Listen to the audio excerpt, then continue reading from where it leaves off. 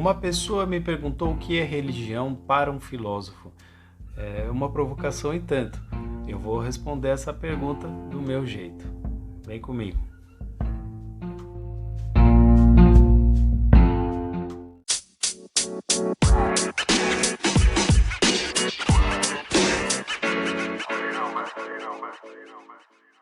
Ok? Então vamos à questão do que é religião de um ponto de vista filosófico. E eu, sinceramente, eu não consigo fazer isso só com filosofia, porque eu estudei ciências da religião, eu sou cientista da religião, mestre em ciências da religião também, e eu tive mestres incríveis, pensadores incríveis que me deram suporte para pensar essa questão de forma consistente, fora minha experiência religiosa. Eu tenho uma experiência religiosa que eu tento manter no seu lugarzinho quando estou dando aula de filosofia, porque às vezes entra em conflito, às vezes tem alguns conflitos, e com um pouco de experiência foi possível separar. Outro dia, inclusive, um amigo comentou, né, filosofia para dar sentido, mas só filosofia vai dar sentido? Não.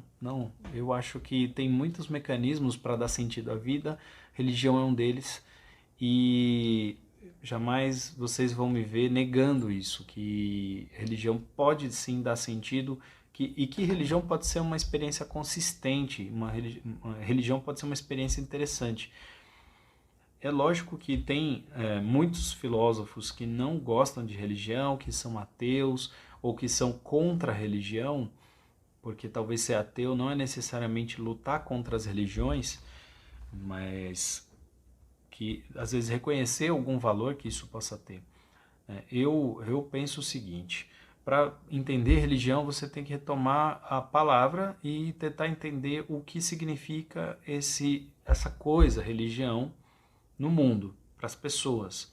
Tentar construir um olhar e tentar forjar aqui alguma ideia minimamente relevante, tá? Vou tentar construir isso.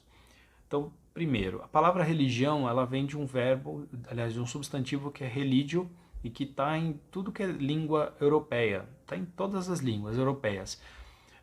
Só que o problema da interpretação do significado dessa ideia do que é religião depende muito do verbo que surge a partir dessa palavra. Então tem gente que fala de um filósofo chamado Latêncios, que teria dito que religião tem a ver com religare, que é religar. Religar por quê?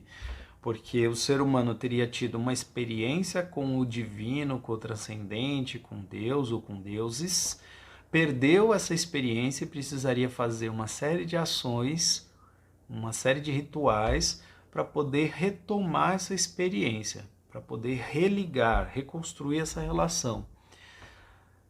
Mas essa não é a leitura mais antiga. Tem um outro pensador chamado Cícero que já afirmava que religião tem a ver com relegere, que é a forma como os romanos faziam suas religiões, que era uma espécie de prescrição, uma espécie de leitura. Relegere parece reler, ou uma certa leitura literal das coisas. Então tinha muito a ver com o fato de seguir rituais. A primeira visão que eu afirmei, ela é muito aproximada da cultura judaico-cristã, mas se você estudar mais a fundo, você vai perceber que na mitologia grega, na mitologia nórdica, na mitologia egípcia, em muitas mitologias, o ser humano tem contato com os deuses e perde esse contato. Tem a possibilidade de ver, de falar com eles, de ter alguma relação e perde esse contato. E precisa agora da mediação do espiritual, do sagrado, do religioso, do sacerdote, né? São várias palavras possíveis, tem palavras que realmente não cabem, o que cabe para um não cabe para outro. Por exemplo, sagrado, nem toda religião tem sagrado, nem toda religião tem Deus. Então tem que tomar um cuidado com as palavras que usa, porque elas não correspondem à cultura. E a gente pode afirmar que as religiões estão em praticamente todas as culturas que já existiram, praticamente todas as culturas, quase todas, ou eu não vou afirmar todas, porque a gente talvez soe presunçoso da minha parte, apesar de ter historiadores clássicos que afirmam, pensadores clássicos que afirmam que todas as culturas tiveram religião em algum momento. mas eu prefiro manter essa questão suspensa, né, em dúvida.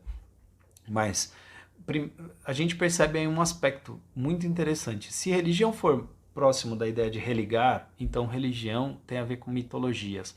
Sempre vai ter a ver com mitologias, porque você precisa da mitologia para justificar a necessidade desse religar.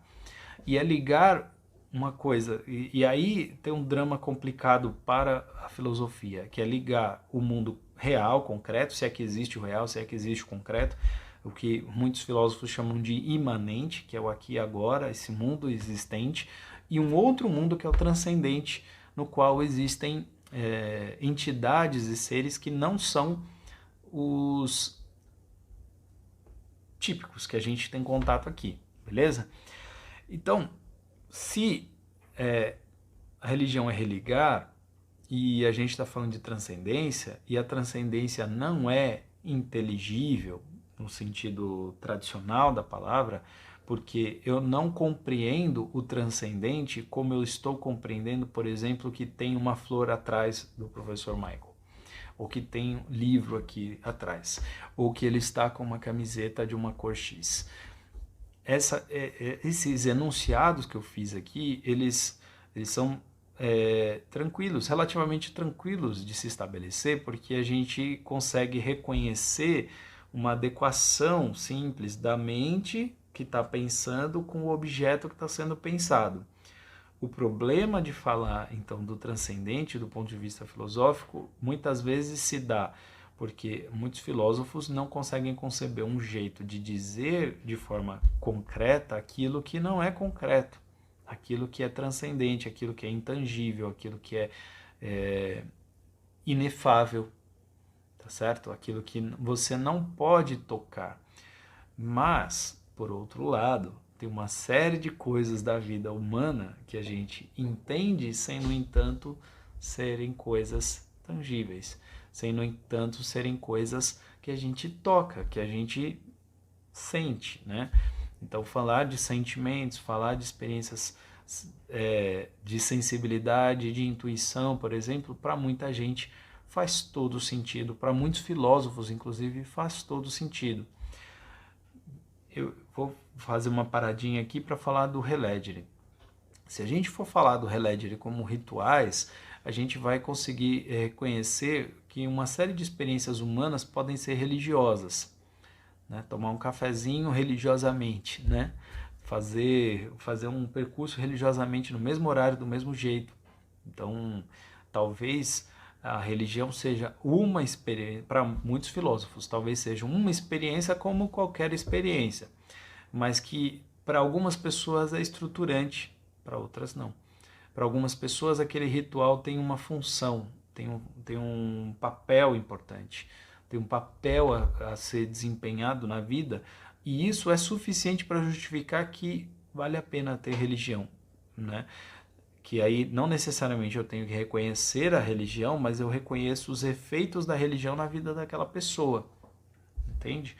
Então, a gente pode fazer uma análise, por exemplo, durkheimiana, que não é bem um filósofo, é um pensador mais da área, muita gente prefere colocar ele na sociologia, e que ele fala que religião tem o papel de agregar pessoas e formar grupo.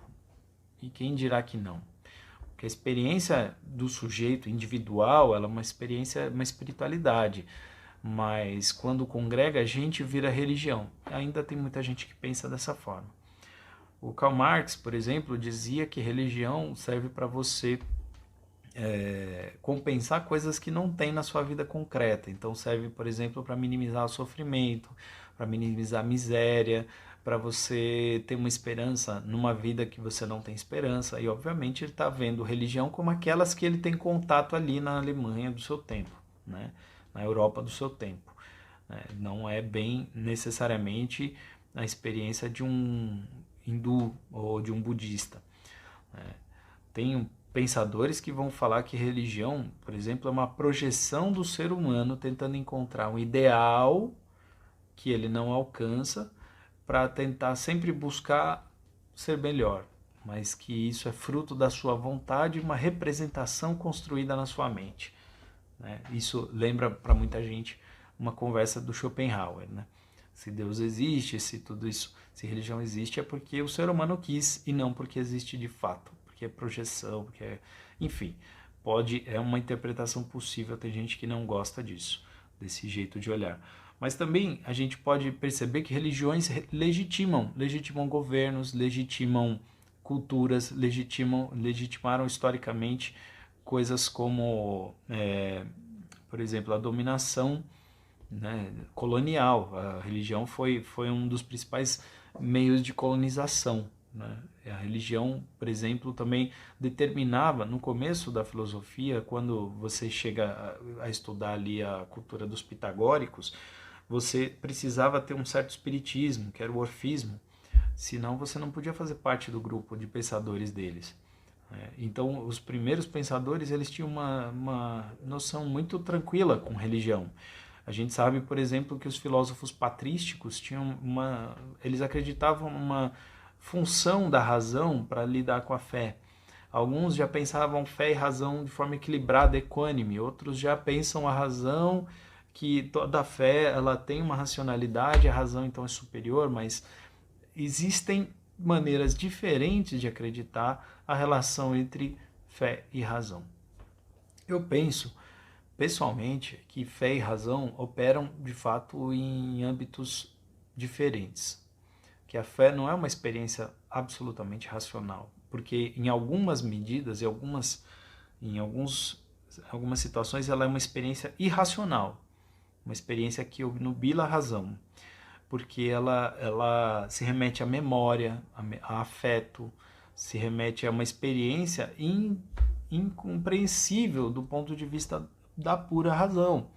Então, ela opera, a pessoa faz um testemunho, por exemplo, da experiência religiosa, e a outra compreende porque viveu algo parecido, mas não porque aquilo faça necessariamente sentido absolutamente e puramente racional.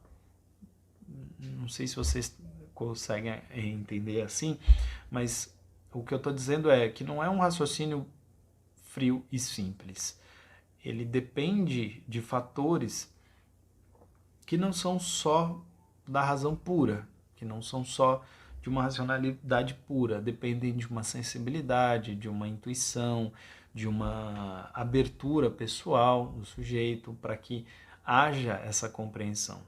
Então, eu gosto muito da percepção do Pascal sobre essa questão, falando que existem muitas lógicas, existem muitas racionalidades, e as religiões têm as suas próprias lógicas. Lógicas simbólicas, pode ser, ou lógicas, como ele mesmo diria, lógicas do coração. Então, ele diz que Deus é uma experiência para o coração, não tanto quanto uma experiência para a razão, mas que é possível entender essa experiência de Deus na razão, na racionalidade, faz sentido, como, né, o argumento ontológico, que foi desenvolvido por tantos pensadores, mas que é uma experiência para ser mais vivida e experimentada do que racionalizada. Porque se você entra na religiosidade apenas com racionalidade, você corre o risco de não vivenciar o que está acontecendo ali, né? E isso, em tese alguma, em hipótese alguma, para mim, diminui o valor da religião, porque a religião ela dá força para as pessoas, a religião ela faz com que as pessoas não se sintam sós, faz com que as pessoas sintam que existe propósito, que existe esperança. E se ela servisse apenas para isso, ela já seria uma coisa interessante. Outro fator curioso é pensar que os iluministas achavam, talvez nem todos, talvez não todos com a mesma intensidade, mas achavam que as religiões iam morrer com o fortalecimento da razão, com a razão iluminista, com essa construção que eles estavam produzindo. E a grande verdade é que a gente olha para o mundo e as religiões são muito praticadas em âmbito privado, elas talvez realmente não estejam mais tão à frente da experiência vivida da maior parte das pessoas que vivem na cidade, por exemplo, mas ela ainda é muito importante. As pessoas procuram religião, as pessoas querem religião, e conciliar de certo modo, a racionalidade com a religião não é absurdo. Não é absurdo, pelo menos para mim, é compreensível. E eu também compreendo quando alguém não consegue conciliar porque acha que a racionalidade tem uma outra vibração, uma outra experiência. Eu entendo, porque é possível sim um caminho racional que não leve em consideração o divino, não leve em consideração o espiritual e que atinja situações e ideias muito importantes, que dê sentido para a vida do sujeito, que ajude com que ele tenha fundamentos para ter uma vida ética, que faça com que ele tenha relevância coletiva e que muita gente arroga que isso tudo é do campo da religião, que você só vai ter valor se tiver religião, que você só vai ter ética se tiver religião, e não é bem por aí. A gente vê muito exemplo de pessoas que justificam toda e qualquer irracionalidade por meio da religião, que usam religião para justificar violência, para justificar a depreciação de alguém, né? E a gente não precisa nem olhar, ficar olhando os clichês históricos, né? Ontem mesmo eu estava vendo um filósofo político falando que que alguns pensadores, né, tinham um problema com os cristãos porque os cristãos no debate público eles não vinham com argumento, eles gritavam. Isso no século XVII. Eles gritavam, eles não debatiam, só gritavam. E a gente sabe que tem alguns que são assim mesmo. Assim como eu conheço bons cristãos, né, pensadores cristãos, são capazes de um debate extremamente relevante, profundo, adequado, capaz de conversar de forma muito interessante e integral mesmo. Lógico que tem gente que não ouve argumento, que não pensa, que não quer pensar porque se fechou nos dogmas. E dogma é uma ideia que está constituída, que está estabelecida, cristalizada, mas eu penso que não, não faz sentido a gente não poder questionar num debate. Você não quer questionar na vida, entendo, mas num debate a gente deveria pelo menos tentar transpor as barreiras impostas pelas pessoas, porque o dogma é uma construção cultural e pelo menos do ponto de vista racional, poder lidar com isso. Né? Eu penso, tem gente que vai falar, não, dogma é sempre errado. E pode ser mesmo. Mas alguns dogmas até que são curiosamente bonitos, né? Vamos pensar assim, não é a mesma coisa, eu estou usando um termo quase impróprio, mas o caminho do meio do budismo, ele é estabelecido por um conjunto de regras que tem argumentos, mas que, a rigor, a maior parte das pessoas só segue. A rigor, as pessoas entendem como regra e ponto final. E é uma estratégia muito bonita, muito legal, né? Ou dizer, por exemplo, que você tem que amar o próximo como a ti mesmo. Não é bem um dogma da igreja, mas a maior parte das pessoas não entende, pensa que faz sentido, sem questionar o sujeito que fez essa proposição de qual é a razão para isso. Porque a razão é óbvia, é uma emanação do amor, é coletividade, é aproximação das pessoas. Então, quando eu leio, por exemplo, bem-aventurados os que têm sede de justiça, eu penso, nossa, religião é uma coisa muito boa, religião é uma coisa muito legal, essa religião que afirma isso é muito boa. Né? Falar, Jesus quando pergunta, e aí, o que você merece o céu ou não? E vai questionar se você visitou a pessoa que estava doente, o pobre, o encarcerado, você olhou para as pessoas que estavam precisando de alguma coisa ao seu redor. Muita gente esquece isso, né? Muita gente se nega a observar isso, ou observar que um dos Budas, né, o Siddhartha Gautama, ele foi movido de compaixão pelo contexto que lhe foi roubado. Ele conseguiu transcender as paredes do palácio e ver a miséria das pessoas e se importar com isso. E isso foi um movimento também de uma filosofia, mas de uma religião. Então, quando eu coloco que eu tenho a minha fé, por exemplo, e que é conflituoso em alguns momentos, é difícil às vezes conciliar essa fé com a minha razão, com a minha racionalidade, eu me lembro das experiências vividas com a minha fé e não posso negar a importância delas na minha constituição, no meu valor, na pessoa que eu sou e que eu me tornei. Não consigo negar isso e eu sinto uma presença, uma coisa boa, uma sensação boa com essa experiência. E tento respeitar e nunca desacreditar da fé do outro. Isso é minha postura. E eu penso que tem alguns exercícios filosóficos que eu preciso tentar fazer sem levar em consideração a minha fé, porque é um exercício, é uma tentativa, uma construção, e que me dá constantemente boas ferramentas para fazer bons diálogos. Então, para tentar resumir um pouco, né, e religião, ela hoje é um tema que ganha novos contornos, se a gente pensar nas tecno-religiões, por exemplo, e outras coisas que hoje operam como religião, como ideologias e partidos políticos e pessoas que você vê que não estão agindo muito de forma apenas coletiva, mas parece um grupo religioso. Né? Religião é um conjunto de sistemas culturais e crenças, de visões de mundo, que se reúne em torno de algum objetivo para celebrar isso, que tem uma história, geralmente uma mitologia, que tem suas histórias para fundamentar e constituir, que forma grupo. De alguma forma constitui grupo, constitui ritualidade, constitui experiência. E essa experiência para as pessoas faz algum sentido e transforma a vida delas. Se não transforma, elas procuram outro lugar ou abandonam essa religião. Eu penso isso. Hoje em dia a gente tem essa mobilidade maior, tá certo?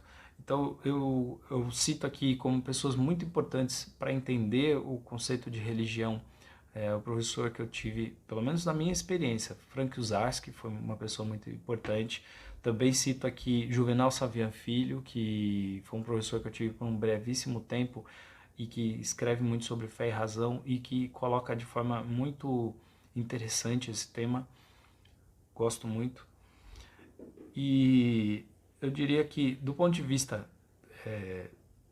filosófico, né, o Bergson, Henri Louis Besson, ou Bergson, que é um pensador que eu gosto muito e que tem uma teoria que ajuda a gente a conciliar, de certo modo, a experiência religiosa com o saber.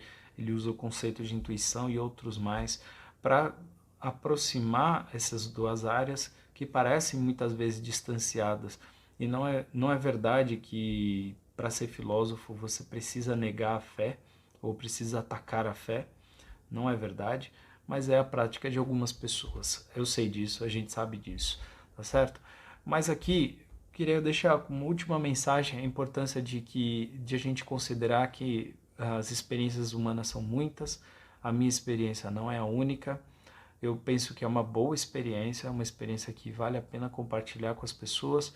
Eu geralmente não desacredito da fé das pessoas e respeito a fé das pessoas, muito mais até do que as instituições, muito mais até do que os líderes religiosos e até mesmo outros grupos, porque na fé das pessoas ainda existe alguma coisa ali autêntica, interessante, que vale a pena a gente valorizar. Tá certo? Eu espero ter respondido a sua questão, tio, e espero que esse vídeo tenha feito sentido para vocês. Essa é o meu desejo, tá certo? Até a próxima. Obrigado por ficarem comigo até aqui. Até mais.